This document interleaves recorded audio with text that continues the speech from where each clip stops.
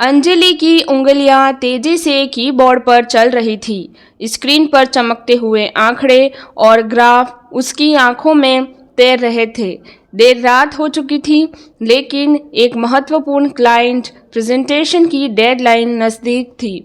तभी उसके लैपटॉप पर एक पॉप अप आया। एक अनजान ईमेल एड्रेस से भेजा गया एक अटैचमेंट जिसका सब्जेक्ट था तुम्हारा सबसे बड़ा राज। अंजलि का दिल एक पल के लिए धड़कना भूल गया। उसने चारों ओर देखा। विकास गहरी नींद में सो रहा था और बच्चे अपने कमरों में थे। यह ईमेल कौन भेज सकता है और वह कौन सा सबसे बड़ा राज जानता होगा? उसकी पिछली जिंदगी में दबे हुए कुछ धुंधले पल तो थे, लेकिन कोई भी इतना गंभीर नहीं था कि उसे इस तरह ब्लैकमेल किया जा सके। उत्सुकता और डर के मिश्रण के साथ उसने अटैचमेंट खोला। एक ऐसा वीडियो फाइल थी। अंजलि ने प्ले बटन पर क्लिक किया और स्क्रीन पर जो कुछ भी दिखा उसने उसकी रातों की नींद उड़ा दी। वीडियो धुंधला था, लेकिन उसमें अंजलि साफ साफ दिखाई दे रही थी। वह एक सुनसान सड़क पर खड़ी थी, किसी से ज़ोर ज़ोर से बहस कर रही थी।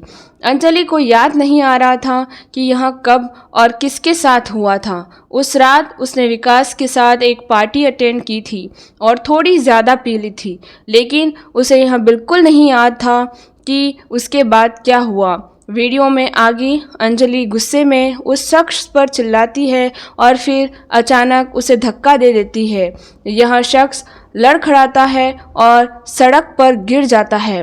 वीडियो यहीं कट जाता है। उस गिरे हुए शख्स का चेहरा धुंधला ही रहता है। अंजलि का खून जम गया।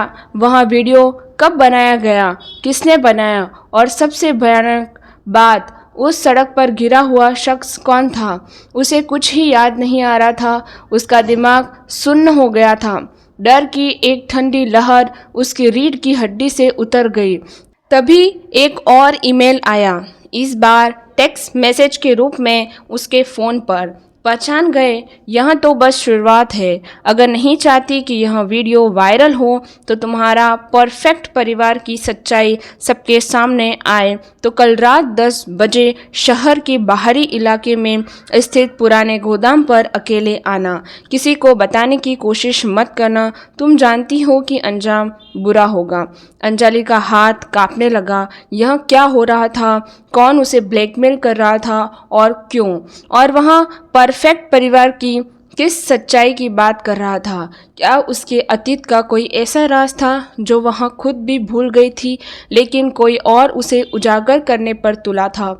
उसके मन में अनगिनत सवाल घूम रहे थे, लेकिन किसी का भी जवाब उसके पास नहीं था। उस रात अंजलि को सो नहीं सकी। वहाँ उस वीडियो और उस धमकी भरे मैसेज के बारे में सोचती रही। उसे डर था कि अगर यह वीडियो विकास या बच्चों तक पहुँचा तो क्या होगा? उसकी बरसों की बनाई हुई इज्जत पल भर में मिट्टी में मिल जाएगी। विकास उसे हमेशा एक मजबूत और जिम्मेदार महिला के रूप में देखता था। इस वीडियो से उसका क्या रिएक्शन होगा? और बच्चे आयरन और सिया, वे अपनी माँ के बारे में ऐसी सच्चाई जानकर कैसे रिएक्ट करेंगे? अगले दिन अंजलि ने विकास को बताया कि उसे एक ज़रूरी काम से शहर के बाहर जाना पड़ेगा। विकास थोड़ा हैरान हुआ, लेकिन उसने ज़्यादा सवाल नहीं किए। अंजलि ने अपने दोस्त रिया को फ़ोन किया और उसे सारी बात बताई। रिया सुनकर चौंक गई और उसने अंजलि को पुलिस में जाने की सलाह दी, लेकिन अंजलि डर रही थी कि वहीं ब्लैकमेलर सच में वीडियो वायरल न कर दे। उसे अपनी प्रतिष्ठा और परिवार की बदनामी का डर पुलिस पर भरोसे करने से ज़्यादा था। रात 9:45 पर अंजलि अपनी कार से पुराने गोदाम की ओर निकल पड़ी। उसका दिल तेजी से धड़क रहा था और हर आहट पर वह चौंक रही थी। रास्ते भर उसके दिमाग में वह धुंधला वीडियो घूमता रहा। उसे याद करने की बहुत कोशिश की लेकिन उस रात की कोई भी स्पष्ट तस्वीर उसके दिमाग में नहीं आ रही थी। पुराने गोदाम के पास पहुंचकर उसने देखा कि इलाका बिल्कुल सुनसान था। टूटी हुई खिड़कियों से ठंडी हवा अंदर आ रही थी और माहौल में एक अजीब सी उदासी छाई हुई थी। अंजलि ने अपनी कार एक तरफ खड़ी की और डरते डरते गोदाम के अंदर दाखिल हुई। अंदर घोर अंधेरा था, केवल बाहर से आती हुई चांदनी की हल्की किरणें धूल भरे फर्श पर पड़ रही थी। उसने अपने फ़ोन की टॉर्च जलाई और धीरे धीरे आगे बढ़ी। गोदाम के अंदर सन्नाटा पसरा हुआ था, केवल उसकी जूतों की हल्की आवाज़ें गूंज रही थी। तभी एक आवाज़ आई, स्वागत है श्रीमती अंजलि, मुझे पता था तुम आओगी।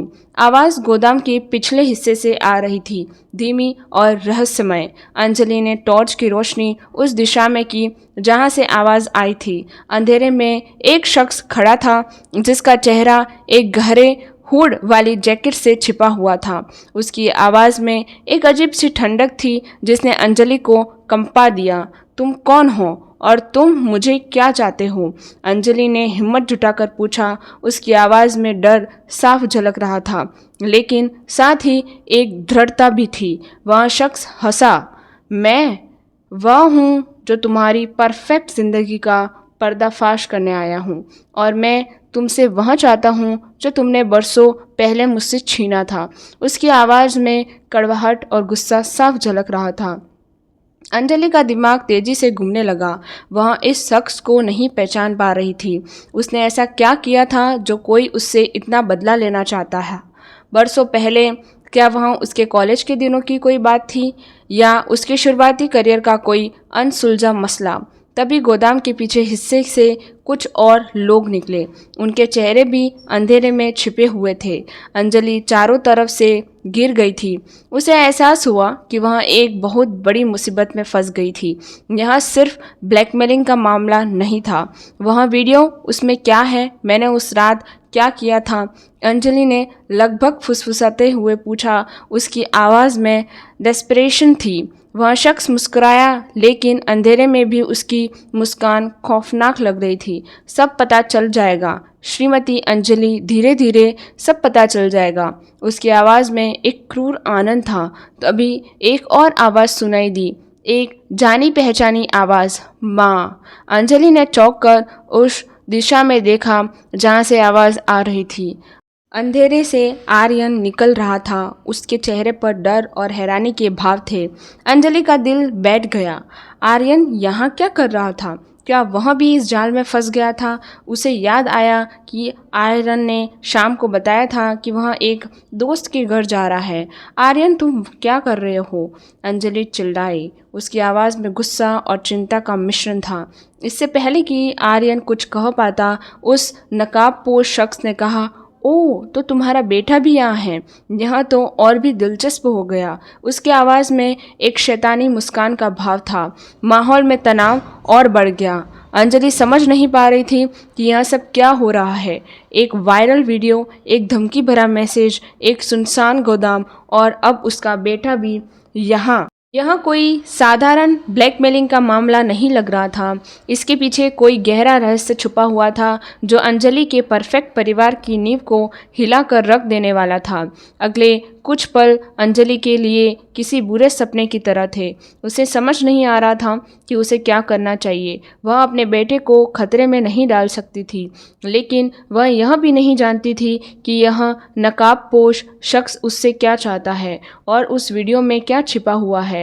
आयरन डरा हुआ था और अपनी माँ के पास आ गया।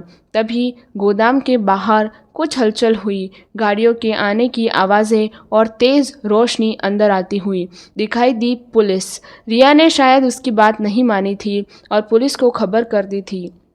अंजलि ने मन ही मन रिया का शुक्रिया अदा किया। नकाबपोश और उसके साथी घबरा गए। उन्होंने भागने की कोशिश की, लेकिन पुलिस ने गोदाम को चारों ओर से घेर लिया था।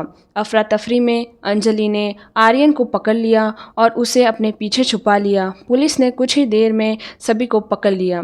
नकाबपोश को पकड़ते वक्त उसकी हुडी नीचे गिर गई और अंजलि उसे देखकर चौंक गई।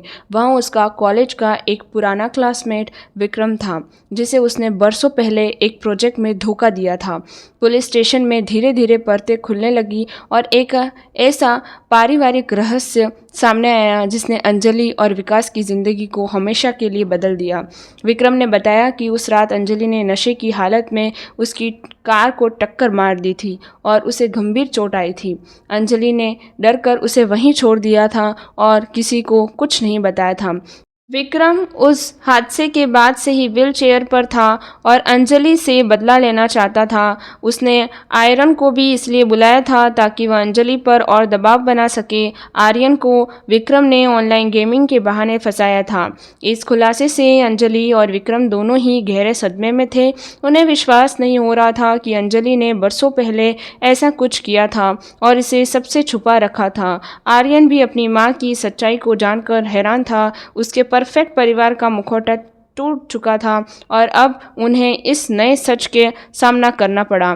इस घटना ने उन रिश्तों की नींव को हिलाकर रख दिया था और उन्हें एक दूसरे पर फिर से भरोसा करने में काफ़ी समय लगा। अंजलि को अपने लिए सज़ा मिली और विक्रम को भी उसके अपराधों के लिए न्याय मिला। इस भयानक अनुभव के बाद अंजलि और विकास ने अपने बच्चों के साथ खुलकर बात करने और एक दूसरे पर भरोसा करने का महत्व समझाया। उनका डिजिटल डिटॉक्स का इरादा भले ही नाकाम हो गया था, लेकिन इस घटना ने उन्हें एक गहरा सबक सिखाया था कि सच्चाई और ईमानदारी ही किसी भी रिश्ते की सबसे मजबूत नींव होती है। आज की कहानी यहीं समाप्त होती है। आपको कहानी कैसी लगी है ज़रूर बताइएगा कमेंट सेक्शन में, और ऐसी ही मज़ेदार कहानी सुनने के लिए हमारे चैनल को अभी सब्सक्राइब करिए। धन्यवाद।